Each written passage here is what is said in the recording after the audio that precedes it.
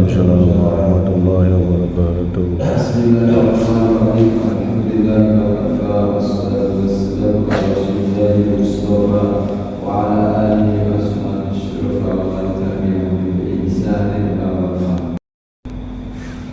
Alhamdulillah, pada pagi yang berkah ini kita semua diberikan keberkahan rahmat dari Allah Subhanahu wa taala sehingga kita bisa melanjutkan kajian hadis Arba'in Nawawi. Pada kesempatan yang berkah ini kita masuk ke hadis yang ke-19, Al-Hadis Tasil Asyarah. Sebelumnya mari kita baca bersama-sama para majelis. Mudah-mudahan apa yang akan kita pelajari mendapatkan keberkahan, kemudahan dan kemanfaatan bagi kita semua. Bismillahirrahmanirrahim. Bismillahirrahmanirrahim. Allahumma inni a'udzubika an hamdillah aw dhalla aw azilla aw uzalla aw aqlima aw ulama aw ajhala aw yujhala aliyya rabbi zidni ilma wa wasi'ni fi rizqi wa barik li fima razaqtani waj'alni mahbuban fi qulubi ibadik wa azizan fi uyunihim waj'alni wajihan fi dunya wal akhirah wa minal muqarrabin ya kathiran nawal ya hasanal fi'al ya qa'iman bila zawal ya mubti'an bila mithal falakal hamdu falakal minnatu falakal syarafu ala kulli hal wa sallallahu ala sayyidina Muhammad walhamdulillahi rabbil alamin. Baik, Bapak Ibu Alhamdulillah, selanjutnya mari kita baca bersama-sama hadis yang ke-19. Hadis yang ke-19 ini termasuk hadis yang agak panjang dari hadis Arba'in Nawawi, dan artinya matan dari hadis ini sangat penting sekali untuk kita pelajari bersama-sama. An Abil Abbas Abdillah bin Abbas radhiyallahu anhuma qala kuntu khalfan nabi sallallahu alaihi wasallam yauman faqala ya gulam inni u'allimuka kalimatin ihfadillah yahfadka ihfadillah tajidhu ujahaka idza sa'alta fas'alillah wa idza sta'anta fasta'in billah wa'lam annal ummah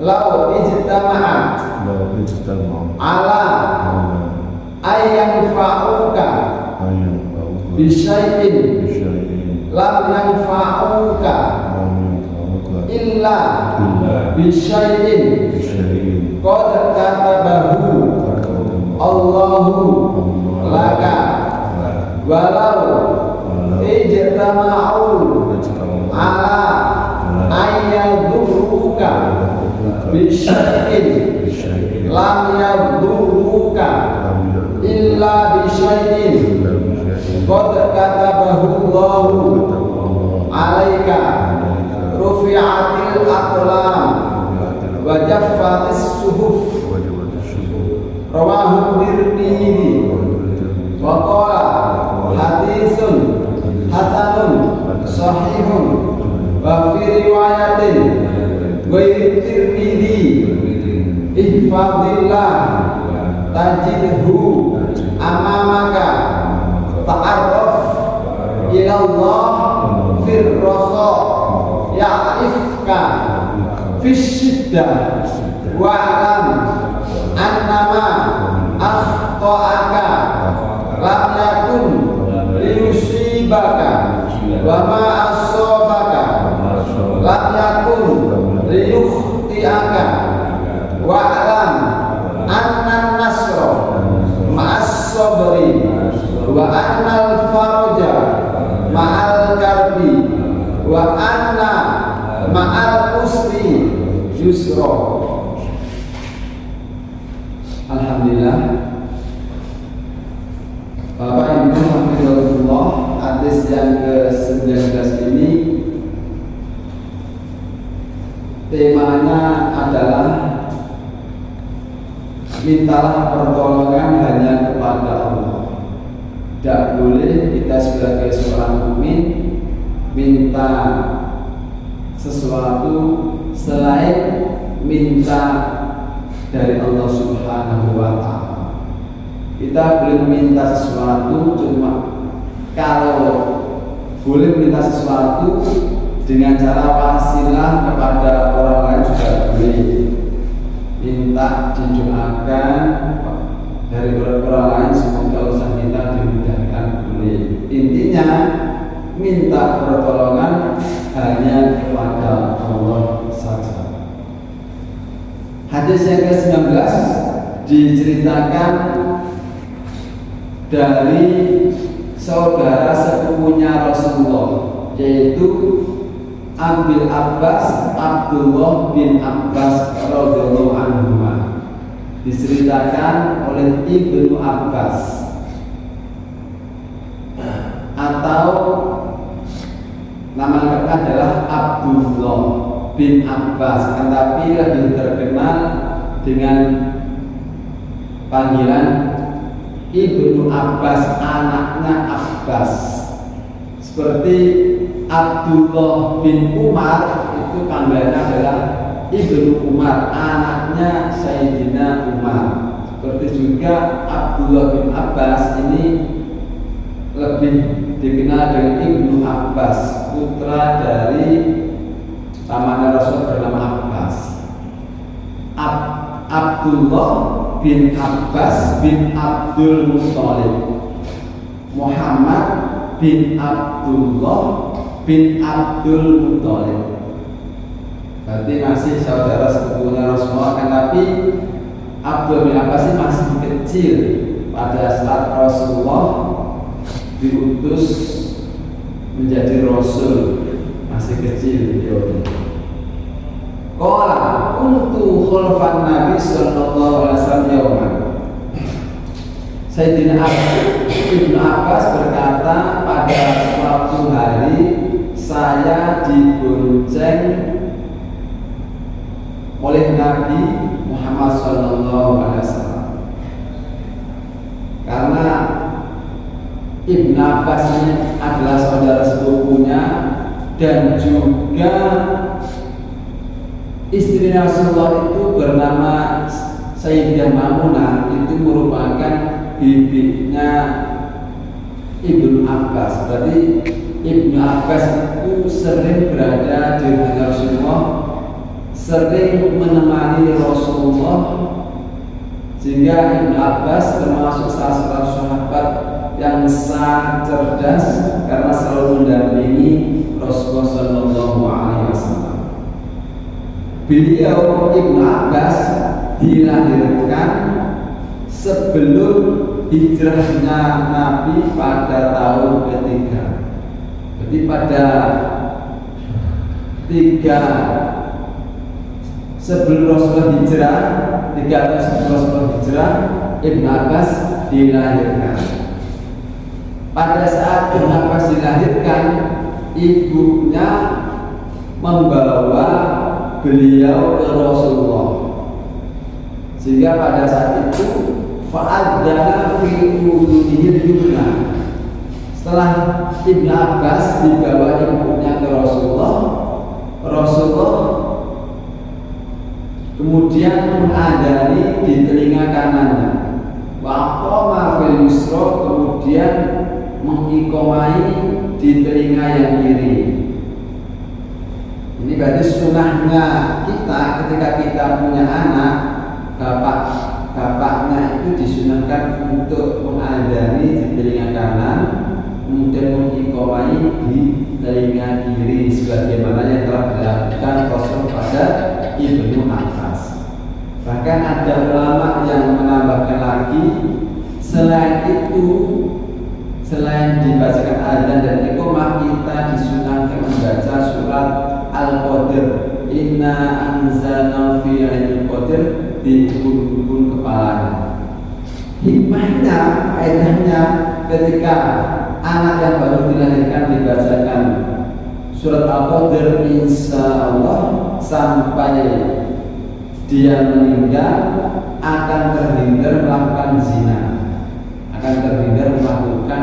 zina, karena pada saat terakhir dia sudah mendapatkan berkahan dari dibacaan surat Al-Qadr.